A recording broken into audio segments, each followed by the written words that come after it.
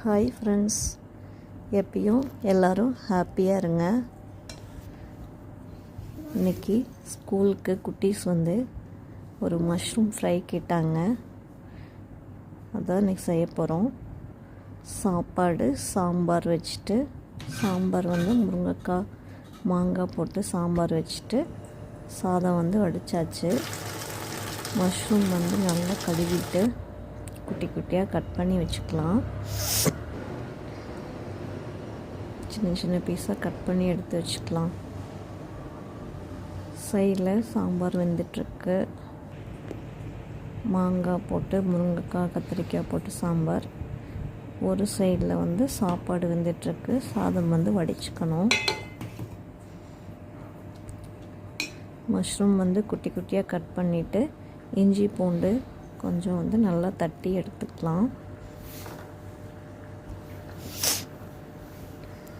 ஒரு கடாயில் எண்ணெய், கடுகு, கருவேப்பிலை, வெங்காயம் சேர்த்து நல்லா வதக்கிட்டு இஞ்சி பூண்டு பேஸ்ட்டு போட்டு நல்லா வதக்கி ஃப்ரை பண்ணிக்கலாம்.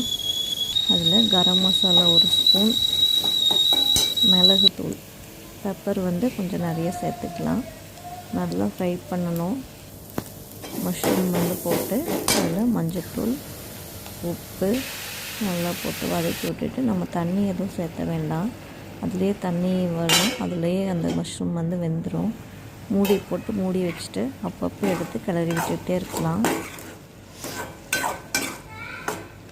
தண்ணி தொளுக்காமல் லைட்டாக கூட தண்ணி தேவையில்லை. அதில் வர தண்ணியிலேயே மஷ்ரூம் நல்லா வெந்துடும். நல்லா ஓரளவுக்கு வெந்ததுக்கப்புறம் கொஞ்சம் வந்து சிம் ஃப்ளேமில் வச்சுட்டு அப்படியே நல்லா அந்த எண்ணெயில் வேக வச்சோம்னா நல்லா டேஸ்டியாக இருக்கும். வெந்ததுக்கப்புறம் கொஞ்சம் மல்லித்தழை குட்டி குட்டியாக கட் பண்ணி போட்டுக்கலாம்.